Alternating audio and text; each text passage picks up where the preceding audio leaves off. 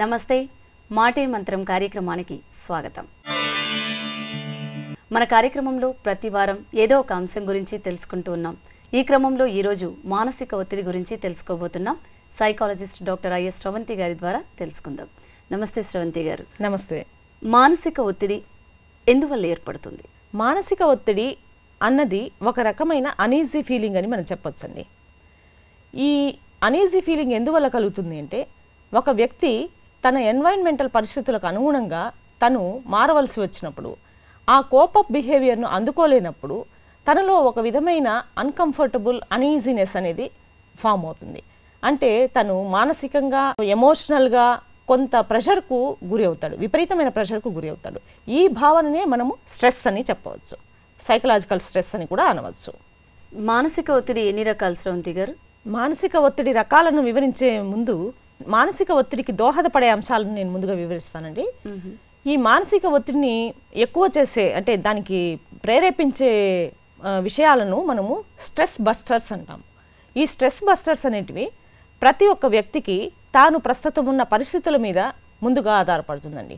అంటే తను సమస్యలతోటి ఉన్నాడా, ప్రశాంతమైన జీవితం గడుపుతున్నాడా, లేదు ఎటువంటి బాధలకైనా లోనవుతున్నాడా, వీటి మీద కూడా తన ఒత్తిడి లెవెల్స్ ఆధారపడి ఉంటాయి.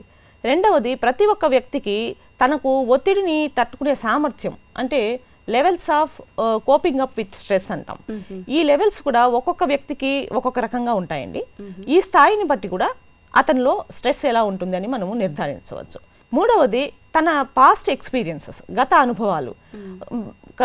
అనుభవాలు కొంత బిట్టర్ ఎక్స్పీరియన్సెస్ ఉంటే, చేదు అనుభవాలు ఉంటే దానివల్ల కూడా స్ట్రెస్ అధికమయ్యే అవకాశం ఉంది. లేదా స్మూత్గా జరిగింటే తన గతమంతా తనకు కొంత స్ట్రెస్ లెవెల్స్ తక్కువగా ఉండే అవకాశం. ఇంకా మన ప్రస్తుతం మారుతున్న ఈ టెక్నాలజీ తోటి మనకు కొన్ని సమస్యలు కూడా వస్తున్నాయండి. అతిగా నిద్రపోవటం, ఇటువంటి వాటి వల్ల కూడా మనకు ఒక్కొక్కసారి స్ట్రెస్ పెరుగుతూ వస్తుందండి. ఇంకా కొంతమంది పనులను విపరీతంగా వాయిదా వేస్తూ ఉంటారు. దాన్ని ప్రోక్రాస్టినేషన్ అంటాం మనం. అంటే ఈ రోజు చేయాల్సిన పని రేపు చేయాల్సింది ఇంకొక నాడు, ఆ విధంగా వేస్తూ పోయి కడాపటికి తను అసలు చేయవలసిన పనిని చేయకుండానే మానేసుకునే ప్రమాదం కూడా ఉందండి. ఇటువంటి వాయిదాల వల్ల కూడా మనకు స్ట్రెస్ అనేది వస్తూ ఉంటుంది. ఇంకా ఒక వ్యక్తి, అంటే ఒక్కొక్క పర్సనాలిటీని మనం A type personality, B type personality, ఈ విధంగా మనం డివైడ్ చేయొచ్చు. చిన్న సందేహం, మీరు పనులు వాయిదా వేస్తుంటారు ఒత్తిడి వల్ల అన్నారు కదా, మరి మానసిక ఒత్తిడి వలన పనులు వాయిదా వేస్తుంటారా? వాయిదా వేయడం వల్ల మానసిక ఒత్తిడి కలుగుతుందా? ఇవి మళ్ళీ రెండు ఇంటర్ డిపెండెంట్ అండి. అంటే ఒకదాని వలన ఇంకొకటి పెరుగుతూ వస్తుంది. ఇప్పుడు స్ట్రెస్ ఎక్కువగా ఉందనుకోండి, వాయిదా వేయడం జరుగుతుంది. వాయిదాలు వేసే అలవాటు ఉందనుకోండి, స్ట్రెస్ పెరుగుతుంది. So these are inter dependent. తర్వాత ఒక వ్యక్తి యొక్క పర్సనాలిటీని మనము తన శారీరక పరిస్థితులను, తన అలవాట్లను బట్టి ఏ టైప్ పర్సనాలిటీ, బి టైప్ పర్సనాలిటీని డివైడ్ చేయొచ్చండి. సో ఈ ఏ టైప్ పర్సనాలిటీ ఉన్న వ్యక్తులు ఎలా ఉంటారంటే, పీలగా ఉంటారు, సన్నగా ఉంటారు, ఖచ్చితత్వం కలిగి ఉంటారు, ముక్కుసూటిగా వ్యవహరించే వాళ్ళుగా ఉంటారు. తమ అనుకున్న విషయాలు అనుకున్న టైంకు జరగాలి, అందరినీ అదే విధంగా జరగాలని ఎక్స్పెక్ట్ చేస్తూ ఉంటారు. సో ఇటువంటి ఈ ఖచ్చితత్వం వలన కూడా కొంత స్ట్రెస్ లెవెల్స్ పెరుగుతూ ఉంటాయి. ఆఫీస్ పని ఇంట్లో తీసుకురావటం, అంటే గంటల కొలది ఆఫీస్లో పనిచేయటం, ఇంటికి వెళ్ళేటప్పుడు ఆ ఆఫీస్ ఫైల్స్ కూడా ఇంటికి తీసుకెళ్ళి అక్కడ కూడా ఆఫీస్ వర్క్ చేయటం, దీనివల్ల కూడా వాళ్ళు కుటుంబ సభ్యులతోటి కూడా కొంత సంఘర్షణలు కూడా ఎదుర్కొంటూ ఉంటారు. ఇక బి టైప్ వ్యక్తులు ఎలా ఉంటారంటే, వీళ్ళు టేక్ ఇట్ ఈజీ పాలసీ అండి. అంటే కొంత ఎక్కడి పని ఆఫీస్లో చేయటం, ఇంటి పని ఇంట్లో చేయటం, తర్వాత కొంత ఈజీగా గోయింగ్గా ఉంటారు. అందులో వాళ్ళకు ఈ స్ట్రెస్ లెవెల్స్ అనేటివి ఎలా తగ్గుతాయి అంటే, ఏ పనినైనా తన అవకాశం కొలది తను ఎలా చేయగలరు అన్న ఒక పద్ధతి ప్రకారం చేసుకోవటం వల్ల వీళ్ళలో స్ట్రెస్ లెవెల్స్ తగ్గుతూ ఉంటాయండి. అంటే నియమ నిబంధనలు ఉన్నాయి అంటే, పక్కన వాళ్ళు ఎదుటి వాళ్ళు చెప్తూ ఉంటారు అతనికి నియమ నిబంధనలు ఉన్నాయి, చాలా పద్ధతిగా ఉంటారు అని. అంటే పద్ధతులను పాటించే వాళ్ళకి ఒత్తిడి ఉంటుందంటారా? పద్ధతిని పాటించాలి అనుకోవడం అంటే ఒక లెవెల్ వరకు ఓకే. ఆ గీత దాటినప్పుడు తప్పనిసరిగా వాళ్ళు తాము స్ట్రెస్కు గురవుతారు, ఎదుటి వాళ్ళని కూడా స్ట్రెస్కు గురి చేసే పరిస్థితులు నెలకొంటాయి. అంటే పని భారం పెరిగితే ఒత్తిడి పెరుగుతుందా? అవునండి. అంటే పని భారం అంటే ఇందాక నేను చెప్పినట్టుగా ఏ పనిని ఏ టైంలో చేయాలో ఆ టైంలో చేసినప్పుడు మనకు ఈ ఒత్తిడి లెవెల్స్ అనేటివి తగ్గుతాయండి. శ్రవంతి గారు, ఈ కేటగిరీల్లో విభజించడానికి వీలు లేని పనులను, అంటే ఉదాహరణకు ఒక పని అతను అర్జెంట్ అనుకోకపోవచ్చు కాబట్టి వాయిదా వేసుండొచ్చు, కానీ అది అర్జెన్సీ వస్తుంది, అప్పుడు అతనికి ఖచ్చితంగా మానసిక ఒత్తిడి వస్తుందంటారా? అవునండి. ఇప్పుడు నేను ఈ రకాల గురించి చెప్తాను.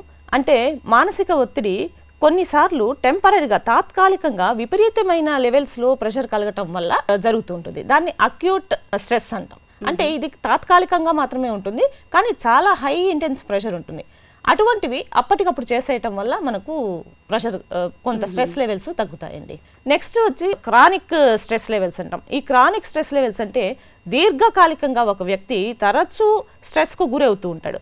ఫర్ ఎగ్జాంపుల్, ఇంట్లో ఎవరైనా డిజేబుల్డ్ పేషెంట్స్ ఉన్నారు, లేదా ఈ డయాబెటిక్ పేషెంట్స్ ఉన్నారు, డిమెన్షియా పేషెంట్స్ ఉన్నారు. వీళ్ళనందరినీ అంటే రీహాబిలిటేషన్ పేషెంట్స్ను కేర్ చేసే ఈ కేర్ టేకర్స్కు విపరీతమైన ఒత్తిడి ఉంటుందండి. లేదా ఇంట్లో తల్లిదండ్రులు తరచూ గొడవ పడుతూ ఉంటారు. అటువంటప్పుడు పిల్లలకు కూడా ఇటువంటి క్రానిక్ స్ట్రెస్ మొదలయ్యే ప్రమాదం ఉంటుందండి. ఇటువంటి మానసిక ఒత్తిడి లక్షణాలు ఏ విధంగా కనిపిస్తాయి? ఈ మానసిక ఒత్తిడి లక్షణాలను మనము బాగా ఈజీగా మనం రికగ్నైజ్ చేయొచ్చండి. ఫస్ట్ కొన్ని ఫిజికల్ లక్షణాలు అప్పటికప్పుడే మనకు తెలుస్తూ ఉంటాయి. స్ట్రెస్ గురైన వ్యక్తికి అరికాళ్ళు అరిచేతులు చల్లబడిపోవటం, ఒళ్ళంతా చెమట పట్టడం, టెన్స్గా ఫీల్ అవ్వటం, కండరాలంతా టైట్గా అయిపోయినట్టుగా ఉండటం, కాళ్ళు చేతులు పదే పదే ఈ విధంగా వించుకుంటూ ఉండటం, ఇటువంటివి కూడా చేస్తూ ఉంటారండి. వీటిని బట్టి కొన్ని ఇనిషియల్ సిమ్టమ్స్ మనకు తెలుస్తాయి. కానీ డీటెయిల్డ్గా వెళ్ళినప్పుడు ఈ స్ట్రెస్ అనేది మొదట మెంటల్గా కొన్ని లక్షణాలను కలిగి ఉంటుంది, ఫిజికల్గా కూడా కొన్ని లక్షణాలను చూపెడుతూ ఉంటుంది. ఈ మెంటల్గా మనం లక్షణాలను అనలైజ్ చేసినప్పుడు ఫస్ట్ ఇది మన టెంపర్మెంట్ను సూచిస్తుంది. అంటే టెంపర్మెంట్ అంటే ఏ విధమైనటువంటి భావనలు మీరు కలిగి ఉన్నారు. ఫర్ ఎగ్జాంపుల్, మూడీగా ఉంటారా, హ్యాపీగా ఉంటారా, లేదు కోపంగా ఉంటారా, ఇరిటబుల్గా ఉంటారా, చీటికి మాటికి గొడవ పెట్టుకునే స్వభావం ఉంటుందా, ఇటువంటివన్నీ స్ట్రెస్ను మనకు సూచిస్తాయండి.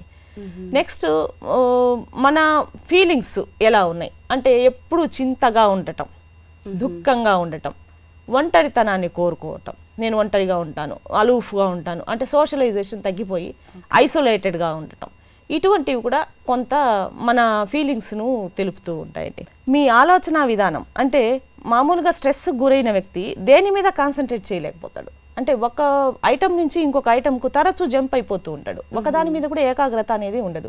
దీన్ని బట్టి కూడా మనము అతను స్ట్రెస్లో ఉన్నాడని మనము బాగా చక్కగా గుర్తించవచ్చు. తర్వాత మూడవది వచ్చి మీ ప్రవర్తన ఎలా ఉంది అంటే సామాజికంగా కొంతమంది విపరీతమైన స్ట్రెస్ గురైనప్పుడు ఈ మాదక ద్రవ్యాలకు అలవాటు పడిపోయే ప్రమాదం ఉందండి. ఇది ఎందువల్ల అంటే దీన్ని ఎస్కేప్ మెకానిజం అంటామండి. అంటే మనిషి తన సమస్యల నుంచి తాత్కాలికంగా ఉపశమనం పొందటానికి అప్పుడప్పుడు ఎస్కేప్ అయిపోతూ ఉంటాడు. అంటే అక్కడ తను అభద్రతా భావానికి గురై అక్కడ ఏదో తనకు సుఖం లభిస్తుంది అని అనుకుంటాడు, కానీ దానివల్ల ఇంకా ఫిజికల్ గాను, మెంటల్ గాను, సైకలాజికల్ గాను అనారోగ్యాలు చుట్టుముడతాయండి. సో ఈ ఎస్కేప్ మెకానిజంతో తను మత్తు పానీయాలకు అలవాటు పడడం వల్ల అతని బిహేవియర్లో చాలా మార్పు కనిపిస్తుంది. అటువంటి వాడికి ఎవరైనా గురయ్యారు అంటే తప్పనిసరిగా అతను సివియర్ స్ట్రెస్లో ఉన్నాడు, క్రానిక్ స్ట్రెస్లో ఉన్నాడని మనం గుర్తించవచ్చు. ఇంకా కొంతమంది గోళ్ళు కొరుక్కుంటూ ఉంటారు, ఇలా విపరీతంగా కొరికేస్తుంటారు. ఫస్ట్ గోళ్లతో ప్రారంభిస్తారు, తర్వాత వేలి కొనలు కూడా చర్మాన్ని కూడా కొరికేస్తుంటారు. సో ఈ గోళ్ళు కొరకటం కూడా స్ట్రెస్కు లక్షణం. కొంతమంది తినడం విపరీతంగా కంటిన్యూస్ ఈటింగ్, ఏది పడితే అది తింటూనే ఉంటారనమాట. అస్సలు తినకుండా కూడా ఉండిపోవటం ఎపిసోడ్స్లో వస్తుంది. అంటే కొంతకాలం విపరీతంగా తింటూ ఉంటారు, కొంతకాలం అసలు తినకుండా ఆపేస్తూ ఉంటారు. సో ఇటువంటివన్నీ కూడా స్ట్రెస్ లక్షణాలు. ఇవన్నీ మెంటల్ డిజార్డర్స్ కదండి. సైకలాజికల్గా మానసిక బిహేవియర్ మీద, ప్రవర్తన మీద ఇటువంటి లక్షణాలు కనిపిస్తాయి. ఇంకా ఫిజికల్గా అయితే ఫస్ట్ అది డైజెస్టివ్ ట్రాక్ను అఫెక్ట్ చేస్తుంది. అల్సర్స్ రావటము, ఇరిటబుల్ బౌల్ సిండ్రోమ్ అంటే తిన్న పదార్థాన్ని అలాగే తరచూ విసర్జన చేసేస్తూ ఉంటారండి. ఇది చాలా పెద్ద సివియర్ ప్రాబ్లము. నాకు ఒక కేసు కూడా వచ్చింది దీని మీద. అంటే ఈ ఇరిటబిలిటీ ఉన్న వాళ్ళు ఈ స్ట్రెస్కు విపరీతంగా ఎప్పుడైతే గురవుతారో వాళ్ళు తరచూ టాయిలెట్కి వెళ్తూ ఉంటారు. మనం కూడా గమనించవచ్చు. మనకి ఎక్కడైనా ఒత్తిడి వచ్చింది, ఇప్పుడు ఎగ్జామ్స్కి పోయే పిల్లలు కూడా మామూలుగా కొంతమంది విపరీతమైన ఒత్తిడికి గురైనప్పుడు తరచూ టాయిలెట్కి వెళ్తామని అడుగుతూ ఉంటారు. సో ఈ బౌల్స్కు, మన డైజెస్టివ్ సిస్టమ్కు, స్ట్రెస్కు చాలా సంబంధం ఉందండి. స్ట్రెస్కు గురైన వాళ్ళు తప్పనిసరిగా ఈ అల్సర్స్కు, ఇటువంటి వాటికి కూడా లోనయ్యే ప్రమాదం ఉంది. ఇంకా ఫిజికల్గా చెస్ట్ పెయిన్ అంటే గుండె నొప్పి కాదు, కానీ చెస్ట్ పెయిన్ రావటం, సైకోసోమాటిక్ డిజార్డర్స్ అంటాం. సైకో అంటే మానసికం, సోమా అంటే శారీరకం. సో ఈ స్ట్రెస్ అనేది శరీరం మీద, మనసు మీద, రెండింటి మీద ప్రభావం చూపెట్టి కొన్ని సైకోసోమాటిక్ డిజార్డర్స్ కూడా అది కలిగిస్తుందండి. ఈ సైకోసోమాటిక్ డిజార్డర్స్లో మనం లైఫ్ స్టైల్ డిసీజెస్ అంటున్నాం కొత్తగా. అంటే బ్లడ్ ప్రెషర్ పెరగటం, రక్త ప్రసరణకు సంబంధించిన వ్యాధులు, డయాబెటీస్, ఎక్కువగా శ్వాస ర్యాపిడ్గా తీసుకోవటం, ఇటువంటివి, asthma, even skin diseases like psoriasis, ఇవన్నీ కూడా స్ట్రెస్కు కారణాలుగా. డయాబెటీస్, బ్లడ్ ప్రెషర్ ఇవంతా మనము హెరిడిటీ డిసీజెస్ అంటూ ఉంటాం, కానీ మానసిక ఒత్తిడి వల్ల వస్తాయి అంటున్నారు. ఇక్కడ మీరు చెప్పింది కరెక్టే అండి. ఇక్కడ మళ్ళీ నేచర్ వర్సెస్ నర్చర్ అంటాము. అంటే హెరిడిటరీ వల్ల మీకు 50% ఆఫ్ ది జీన్స్, అంటే you are vulnerable to that disease అనేది జీన్స్ వల్ల తెలుస్తుంది. దీనికి తోడుగా మీకు స్ట్రెస్ ఎంటర్ అయినప్పుడు మీకు అతి తొందరగా ఆ వ్యాధి బారిన పడే అవకాశాలు మెండవుతాయండి. కొంతమందిలో ఇమ్యూనిటీ తగ్గి, అంటే వ్యాధి నిరోధక శక్తి తగ్గిపోయి అటువంటి ఇన్సామ్నియా, ఇటువంటి వ్యాధులు కూడా వచ్చే సూచనలు ఉన్నాయి. కొంతమందికి తల తిరిగినట్లుగా, గుండెంత బరువు ఎక్కినట్టుగా, ఒళ్ళంతా ఎక్కడంటే అక్కడ పట్టేసినట్టుగా మసిల్ క్యాచ్ అంటాం, ఇటువంటివి కూడా తరచూ చెప్తుంటారు. నిజానికి వాళ్ళని డాక్టర్ దగ్గరికి, ఫిజిషియన్ దగ్గరికి తీసుకెళ్ళినప్పుడు వాళ్ళకి ఏ రిపోర్టు ఉండదు, అంతా బాగుంది అన్నట్టుగా రిపోర్ట్ వస్తుంది. బట్ వాళ్ళు తరచూ కంప్లైంట్ చేస్తూ ఉంటారు, నాకు ఇక్కడ నొప్పి, భుజం పట్టేసింది, మెడ పట్టేసింది, నడుము పట్టి, ఈ విధంగా చెప్తూ ఉంటారు. కానీ ఇవంతా కూడా సైకోసోమాటిక్ డిజార్డర్స్ కిందనే మనము లెక్క పెట్టవచ్చు. దీనికంతా మూల కారణం ఏంటి అంటే మానసిక ఒత్తిడి అండి. స్రవంతి గారు, మనలో మానసిక ఒత్తిడి ఎంత స్థాయిలో ఉంది అని ఎలా గుర్తించవచ్చు? మనం ఇందాక అనుకున్నట్లుగా మానసిక ఒత్తిడి అక్యూట్ స్ట్రెస్ అనుకోండి, అంటే మనకు తాత్కాలికంగా ఉంది. దానివల్ల మనకు ఈ అరిచేతులు, అరికాళ్ళు చెమట పట్టడము, పర్ఫార్మెన్స్ దెబ్బతినడము, ఇటువంటివి, యాంగ్జైటీకి గురి కావటము, వీటి వల్ల మనము టెంపరీ స్ట్రెస్లో ఉన్నామని తెలుసుకుంటాము. కానీ దాన్ని అతి త్వరలోనే అధిగమించి మళ్ళీ నార్మల్ లైఫ్లోకి వచ్చేస్తాము. అలా కాకుండా మీరు క్రానిక్ స్ట్రెస్లో ఉన్నారు అన్నప్పుడు మీకు అది యాంగ్జైటీకి దారి తీసి సైకలాజికల్ డిజార్డర్స్లోకి, అంటే డిప్రెషన్ కానీ ఈ విధంగా అది దారి తీస్తుందండి. అప్పుడు మనం క్రానిక్ స్ట్రెస్లో ఉన్నామని గుర్తించాలి. మనకు అర్థమవుతుంది. మరి మీరు ఇందాక చెప్పారు మానసిక ఒత్తిడి వల్ల కొన్ని ఉపయోగాలు ఉన్నాయి, దాన్ని యూస్ట్రెస్ అంటాము అని. మరి అదేంటి? ఈ స్ట్రెస్ వల్ల, అంటే అసలు ఒత్తిడిని పూర్తిగా నివారించాలి అని మాత్రం అనుకోకూడదు. ఎందుకంటే ఫర్ ఎగ్జాంపుల్ ఇప్పుడు కొంత ఒత్తిడి లేకపోతే మనం ఒక స్టేజ్ పర్ఫార్మెన్స్ ఇవ్వాలి, మనలో కొంత ఒత్తిడి ఉండాలి. ఎందుకంటే ఆ ఒత్తిడి ఉంటేనే మనం బాగా పర్ఫామ్ చేయగలుగుతాం. అదేవిధంగా పిల్లల్లో కూడా ఎగ్జామ్స్ రాసేటప్పుడు ఒత్తిడి కొంతవరకు, కొంత మేరకు ఉండాలి. దాన్నే మనం యూస్ స్ట్రెస్ అంటాం. Use stress means good stress, అంటే ఇది ఉపయోగపడే స్ట్రెస్ అండి. అలా కాకుండా కొంత స్ట్రెస్ లెవెల్ను మించిపోయి, గీత దాటిపోయి అది అనారోగ్య పరిస్థితులకు దారి తీసినప్పుడు, మన డే టు డే పర్ఫార్మెన్స్ని దెబ్బతీసినప్పుడు దాన్ని డిస్ట్రెస్ అంటాం. ఈ డిస్ట్రెస్ అంటే బ్యాడ్ స్ట్రెస్. ఈ బ్యాడ్ స్ట్రెస్ను మనము తప్పనిసరిగా దాన్ని మనము నివారించుకోవాలండి. లేకపోతే పర్మనెంట్గా మనం సైకలాజికల్ డిజార్డర్స్లోకి వెళ్ళిపోయే ప్రమాదం ఉందండి. మనం 21వ శతాబ్దంలో ఉన్నాం. సైకాలజిస్టులు సాధారణంగా థాట్ అటాక్స్ సెంచరీ అని కూడా అంటుంటారు 21వ శతాబ్దాన్ని. అంటే మనకు ఆలోచనలు, పనులు కాలంతో పాటు పరుగులు పెడుతున్నాం కాబట్టి ఒత్తిడి అనేది సర్వసాధారణం కదండి. దీనివల్ల మనం అంతగా నష్టపోవాల్సింది ఏముంటుంది? తప్పనిసరిగా అండి. అంటే ఈ థాట్ అటాక్స్, అంటే ఇప్పుడు హార్ట్ అటాక్స్ వచ్చినా కూడా దానికి పేస్ మేకర్ తోటి, బైపాస్ సర్జరీస్ తోటి మనము దాన్ని నివారించుకోవచ్చు.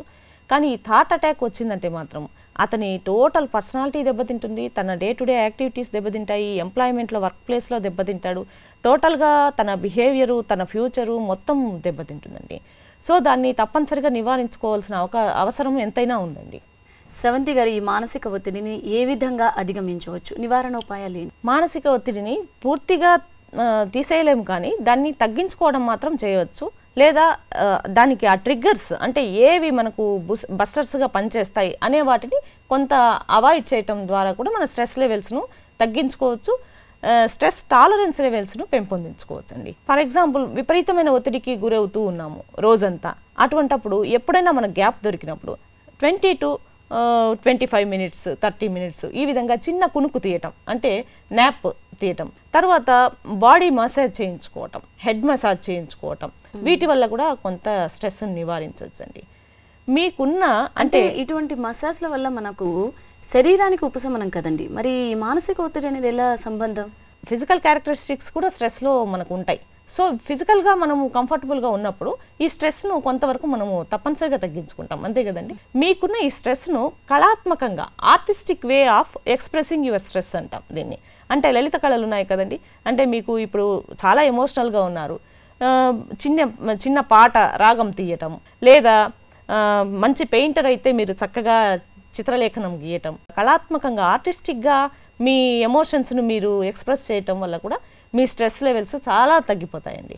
ముఖ్యంగా ఈ మ్యూజిక్ అనేది చాలా ఇంపార్టెంట్ అండి. ఈ ఎమోషనల్ లేదా అగ్రెసివ్ బిహేవియర్ అంటాం, స్ట్రెస్ వల్ల వస్తుంది అది కూడా ఒక్కొక్కసారి. ఈ అగ్రెసివ్ బిహేవియర్ను ఇటువంటి పిల్లల్లో మనం చక్కగా కొన్ని రాగాలు, ఫర్ ఎగ్జాంపుల్ మోహన రాగము, హిందోళ రాగము, ఇటువంటి రాగాలు పలికించడం ద్వారా, వినిపించడం ద్వారా కూడా మనం ఈ స్ట్రెస్ లెవెల్స్ని తప్పనిసరిగా తగ్గించవచ్చు. సిమిలర్లీ ప్రెగ్నెంట్ లేడీస్ కూడా మనం మంచి మ్యూజిక్ను వినిపించడం ద్వారా కడుపులో ఉన్న శిశువు కూడా, గర్భస్థ శిశువు కూడా చక్కగా ఎదుగుదలకు అవకాశం ఉంటుందని మ్యూజిక్ థెరపీ అనేది చాలా మనం ఇప్పుడు latest method of relieving stress అని మనము చెప్పవచ్చు అండి. శ్రవంతి గారు, చిన్నపిల్లల్లో కూడా మానసిక ఒత్తిడి ఉంటుందా? అంటే చంటి పిల్లలు, చదువుకునే విద్యార్థులు? తప్పనిసరిగా అండి, చిన్నపిల్లల్లో కూడా ఉంటుంది. కానీ వాళ్ళు ఎక్స్ప్రెస్ చేసే విధానాల్లోనే వాళ్ళకు చాలా భేదాలు ఉంటాయండి. ఫర్ ఎగ్జాంపుల్ ఇన్ఫెంట్స్లో అయితే వాళ్ళు విపరీతంగా వాళ్ళ బాడీ పార్ట్స్ను కొట్టుకుంటూ ఉంటారు. అంటే కడుపులో ఏదో అనీజినెస్ ఉంది, దానివల్ల వాళ్ళు ఒత్తిడికి గురి అవుతారు. ఏంటండి, నెల నుంచి 6 నెలల చిన్నారుల్లో కూడా ఇప్పుడు తల్లి దగ్గర పాలు తాగే పిల్లలకు కూడా ఏదన్నా ఇప్పుడు పాలు తాగేటప్పుడు అసౌకర్యం ఉండొచ్చు, లేదా పొట్టలో ఏదైనా అసౌకర్యం ఉండొచ్చు. అంటే ఫిజికల్ డిజబిలిటీస్ వల్ల కూడా ఒక్కొక్కసారి స్ట్రెస్ కలుగుతుందండి. ఈ స్ట్రెస్ను వాళ్ళు ఎలా, అంటే వాళ్ళకి భాష ఇంకా అప్పటికి వచ్చిండదు కాబట్టి వాళ్ళు ఎలా తెలియజేస్తారంటే ముఖమంతా ఒక రకంగా పెట్టుకోవటం ద్వారా, కాళ్ళు చేతులను విపరీతంగా కొట్టడం ద్వారా, మూవ్ అవుతూ ఉండటం ద్వారా, బోళ్ల పడుతూ లేస్తూ ఉండటం ద్వారా, అన్స్టేబుల్గా ఉండటం ద్వారా, అప్పుడు తల్లి తీసుకుని ఇట్లా భుజం మీద వేసుకుని ఇట్లా ట్యాప్ చేసినప్పుడు తప్పనిసరిగా టక్కుమని ఆపేస్తారండి. సో ఇది కూడా ఒక రకమైన ఒత్తిడి అని మనం పిల్లల్లో చెప్పచ్చు. ఇంకా చదువుకునే పిల్లల్లో అయితే ముఖ్యంగా మండే సిక్నెస్ అంటూ ఉంటాం. అంటే సండే వరకు బాగా హ్యాపీగా ఉంటారు, మండే మార్నింగ్ స్కూల్కి వెళ్ళాలి అంటే అప్పటికే ఆ బాబుకు నాకు పొట్ట నొప్పి వచ్చిందనో, పళ్ళు నొప్పి వచ్చిందనో ఏదో ఒకటి చెప్తూ ఉంటారండి. ఇది కూడా అది ఒక స్ట్రెస్ రిలేటెడ్ సిమ్టమ్గా మనం భావించవచ్చండి. ఇంకా ఈ ఒత్తిడిని మనము ఎలా నివారించవచ్చు అంటే సెల్ఫ్ టాక్ అంటూ ఉంటామండి, థింకింగ్ అలౌడ్ అని కూడా అంటూ ఉంటాం. అంటే మనలో మనం ఒక్కొక్కసారి ఆటో సజెషన్స్, సెల్ఫ్ సజెషన్స్ ఇచ్చుకుంటూ ఉంటాం. ఎలాగా, నాకు బుద్ధి లేదు, నేను ఏంటో అన్నీ ఇలాగే చేస్తాను, నేను చాలా తెలివి తక్కువ దాన్ని, ఇలా అనుకోకుండా మన సెల్ఫ్ ఎస్టీమ్ని పెంచుకుంటూ, సెల్ఫ్ కాన్ఫిడెన్స్ని పెంచుకుంటూ ఉండటం వల్ల కూడా మనకు స్ట్రెస్ లెవెల్స్ తప్పనిసరిగా తగ్గుతాయండి. ఇంకా కొన్ని స్పిరిచువల్ మెథడ్స్ అంటే meditation, yoga, contemplation and spiritual relaxation, వీటి వల్ల కూడా తప్పనిసరిగా మనకు పర్మనెంట్ స్ట్రెస్ రిలీవర్ ఏది అంటే ఇదే అండి. అంటే ఈ రిలాక్సేషన్ మెథడ్స్ 4 విధాలుగా విభజించవచ్చు. ఒకటి spiritual relaxation, mental relaxation, physical relaxation and emotional relaxation అండి. ఈ స్పిరిచువల్ రిలాక్సేషన్ అన్నప్పుడు మనము ఇప్పుడు లేటెస్ట్గా మనము క్రోమోథెరపీ అంటాం. అంటే కలర్స్ను depending on the type of colour we can decrease or increase the stress level of an individual అండి. అదెలా సాధ్యం అండి? అంటే రంగులతోటి మనము స్ట్రెస్ను తగ్గించడం, దీన్ని క్రోమోథెరపీ అంటాము. అంటే ఇప్పుడు కొన్ని రంగులు కొన్నిటికి సంకేతం అండి. ఫర్ ఎగ్జాంపుల్ రెడ్ కలర్ తీసుకుందాం. రెడ్ కలర్ అనేది ఎక్సైట్మెంట్ని ఇస్తుంది మనకు. కొంత అంటే ఇప్పుడు హైపర్ యాక్టివ్ చిల్డ్రన్ ఉన్నారు, ఇప్పుడు మెంటలీ రిటార్డెడ్ చిల్డ్రన్లో కొంత హైపర్ యాక్టివిటీ ఉంటుంది, లేదా నార్మల్ చిల్డ్రన్లో కూడా కొంతమందిలో ADHD అంటే ఈ అటెన్షన్ డెఫిసిట్ సిండ్రోమ్ ఉంటాయి. ఇటువంటి పిల్లలకు ఈ రెడ్ కలర్ చూపించడం వల్ల కానీ, రెడ్ కలర్ డ్రెస్సులు వేయటం వల్ల కానీ, దీనివల్ల మనం ఏం చేస్తామంటే మనకే తెలియకుండా వాళ్ళ స్ట్రెస్ పెంచి ఇంకా హైపర్ యాక్టివిటీని పెంచే అవకాశం ఉంది. సో అటువంటి వాళ్ళకు అటువంటి కలర్ యూస్ చేయకూడదు, దాన్ని కొంత దూరంగా ఉంచాలి. ఈ రెడ్ కలర్ అనేది ఉండకుండా చూడటం వల్ల కూడా కొంత మనం స్ట్రెస్ను వాళ్ళలో తగ్గించవచ్చు. పింక్ కలర్ అంటే రోజ్ కలర్, ఇప్పుడు ఇటువంటి కలర్ సాఫ్ట్నెస్ని ఇస్తుంది, పీస్ఫుల్నెస్ని ఇస్తుంది. ఎల్లో కలర్ అంటే మన స్వామివారికి మామూలుగా మనం వేసే వర్ణము పసుపు వర్ణం కదండి.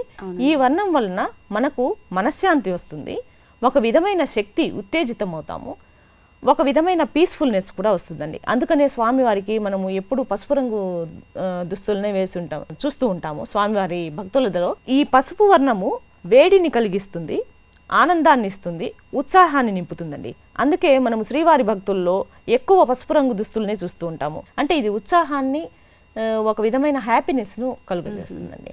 తర్వాత నీలి కలర్, బ్లూ అంటాం. ఈ బ్లూ కలర్ మనకు తెలిసిందే, శ్రీకృష్ణుడు, శ్రీరాముడు అందరూ నీలమేఘ శ్యాముడు అంటూ ఉంటాం. ఆ సుందర రూపాన్ని చూడటానికి 64,000 మంది గోపికలు కూడా ఎప్పుడూ ప్రాణం పెట్టుకొని చూసేవాళ్ళు కళ్ళతోటి అని మనకు తెలిసిందే. అంటే ఆ నీలి వర్ణానికి చాలా ఆహ్లాదాన్ని కలిగించే స్వభావం ఉందండి. తెలుపు వర్ణము ఫ్రెష్నెస్కు, క్లారిటీకి, అంటే ప్యూరిటీకి, ఒక విధమైనటువంటి ప్యూర్ అని చెప్పటానికి వైట్ కలర్ ఉపయోగపడుతుంది. అందుకనే మనము హాస్పిటల్స్లో డాక్టర్స్ కూడా చూస్తూ ఉంటాం. డాక్టర్స్ కానీ నర్సులు కానీ ప్యూర్ వైట్ కోట్స్ వేసుకొస్తారు. ఎందుకంటే రోగుల్లో ఆల్రెడీ స్ట్రెస్ ఉంటుంది. ఈ స్ట్రెస్ని తగ్గించడానికి ఆ వైట్ కలర్ డ్రెస్ చూసినప్పుడు వాళ్ళల్లో ఒక విధమైన ప్రశాంతమైన ఫీలింగ్ కలుగుతుందండి. అదేవిధంగా మనం శ్రీవారి నామాలను తీసుకున్నప్పుడు ఆ తెల్లటి నామం చూసినప్పుడు ఈ విధమైనటువంటి ప్యూరిటీని మీరు కూడా పెంపొందించుకోండి అని చెప్పినట్టుగా సంకేతంగా మనము భావించవచ్చండి. మధ్యలో ఆ ఎర్రటి నామము మీరు ఎక్సైట్ కండి, నన్ను చూసి మీరు ఆనంద పరవశులు కండి అని చెప్పినట్లుగా అనిపిస్తూ ఉంటుందండి. సో ఈ విధమైనటువంటి ఈ కలర్స్ వల్ల కూడా మనము వ్యక్తిలో స్ట్రెస్ లెవెల్స్ను తగ్గించవచ్చు.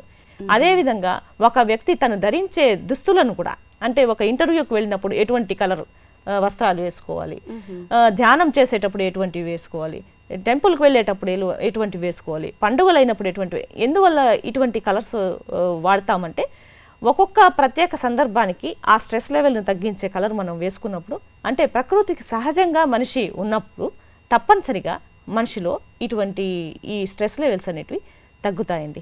ఈ ఆకుపచ్చ కలర్ గ్రీన్ అనేది రెస్ట్ఫుల్నెస్ను, ఒక సూదింగ్నెస్ను ఇస్తుందండి. అందుకనే ప్రకృతి పచ్చగా ఉంటుంది. ఈ మానసిక రోగులకు కూడా మేము చాలాసార్లు చెప్తూ ఉంటాం. అంటే ఇమేజరీ అంటాం. ఇమేజరీ అంటే కళ్ళు మూసుకొని పచ్చటి ప్రకృతిని ఊహించుకోమని కూడా చెప్తూ ఉంటామండి. దీనివల్ల తప్పనిసరిగా స్ట్రెస్ లెవెల్స్ తగ్గుతాయి. అందుకనే ఎక్సర్సైజ్ చేసేటప్పుడు కూడా పచ్చని గ్రాస్ మీద వట్టి కాళ్ళతో నడవమని చెప్తుంటాం. దీనివల్ల ఆ డయాబెటీస్, ఈ లైఫ్ స్టైల్ డిసీజెస్ కూడా కొంతమేరకు స్ట్రెస్ తగ్గి లైఫ్ స్టైల్ డిసీజెస్ కూడా కొంతమేరకు తగ్గుతాయండి. తర్వాత ఇంకా నల్ల కలరు, ఇప్పుడు బ్లాక్ అంటాం. ఈ బ్లాక్ కలర్ అనేది ఎంపవర్మెంట్ ఇస్తుంది, అంటే హై పవర్ను ఇస్తుందండి. అందుకనే మన స్వామి విగ్రహాన్ని, నల్లటి ఆ విగ్రహాన్ని చూసినప్పుడు మనకు మనసంతా హాయి అయిన ఒక విధమైన హాయి వచ్చి వాళ్ళు నెట్టుతూ ఉన్నా కూడా మనం వెనక్కు తిరిగి చూస్తూ వస్తూ ఉంటామండి. ఎందుకంటే ఆ రూపము, ఆ నల్లటి రూపము మన మనసులో ఒక విధమైన పవర్ను క్రియేట్ చేసి స్ట్రెస్ లెవెల్స్ను తప్పనిసరిగా తగ్గిస్తూ ఉంటుందండి. స్రవంతి గారు, మానసిక ఒత్తిడిని తగ్గించుకోవడానికి యోగా, ధ్యానం దోహదపడతాయని చెప్పారు. దీనిని ఏ విధంగా అవలంబించాలి? రోజులో ఎంతసేపు దానికి కేటాయించాలి? ప్రపంచ దేశాలన్నింటినీ గమనించినప్పుడు భారతీయ సంస్కృతిలో అత్యుత్తమమైన మార్గాలు ఉన్నాయండి ఒత్తిడిని తగ్గించుకోవటానికి. వీటిలో అతి ముఖ్యమైనవి యోగా మరియు ధ్యానం అని మనం చెప్పచ్చు. ఈ యోగా అనేది మనకు పూర్వకాలం నుండి చాలా టైమ్స్ అన్నోన్ నుంచి వస్తుంది. ఈ యోగా వలన మన శారీరక రుగ్మతలన్నీ కూడా మాయమవుతాయి. అదేవిధంగా మానసికంగా కూడా మనం దృఢంగా తయారవుతామండి. ఫర్ ఎగ్జాంపుల్ ఇప్పుడు స్పాండిలోసిస్ అంటూ ఉంటారు. అంటే మెడకు సంబంధించిన ఈ ఎముకల మధ్య కండరాలు నలిగిపోయి నొప్పి, ఒక విధమైన నొప్పి, ఆ నొప్పి వలన స్ట్రెస్, యాంగ్జైటీ కలిగే సూచనలు ఉంటాయి. దీన్ని నివారించుకోవటానికి ఫర్ ఎగ్జాంపుల్ భుజంగాసనం అంటాం. ఈ ఆసనం వేయటం వల్ల, అంటే సర్పాకారంలో ఆ ఆసనం వేస్తూ ఉంటారండి. ఈ ఆసనం వేయటం వలన మెడిసిన్ యూస్ చేయకుండానే మీకు ఆ స్పాండిలోసిస్ తగ్గిన కేసెస్ కూడా చాలా ఉన్నాయండి. సో ఇటువంటివి, అంటే ఒక సుశిక్షితుడి దగ్గర వెళ్ళి తప్పనిసరిగా ఈ యోగాను మనం నేర్చుకుని తప్పనిసరిగా మనము చేసినప్పుడు మనలో ఇటువంటి ఈ స్ట్రెస్ లెవెల్స్ మనము ఈజీగా మనము ఓవర్కమ్ కావచ్చండి. ఇంకా ధ్యానం అంటూ ఉంటాం.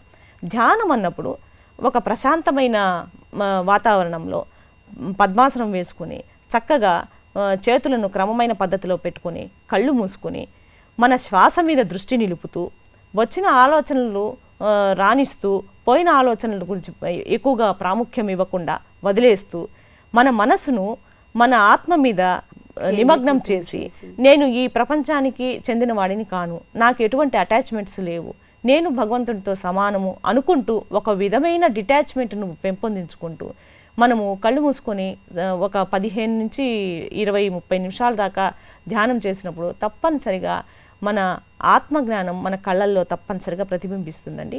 ఒక విధమైన ముఖ వర్చస్సు కూడా పెంపొందుతుందండి.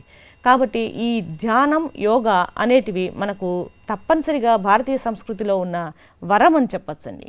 దీన్ని మనము పెంపొందించుకోవటం వల్ల ఒత్తిడిని చాలా వరకు మనం నివారించవచ్చు. అంటే ఒత్తిడి అనేది కొంతవరకు ఉండాలి.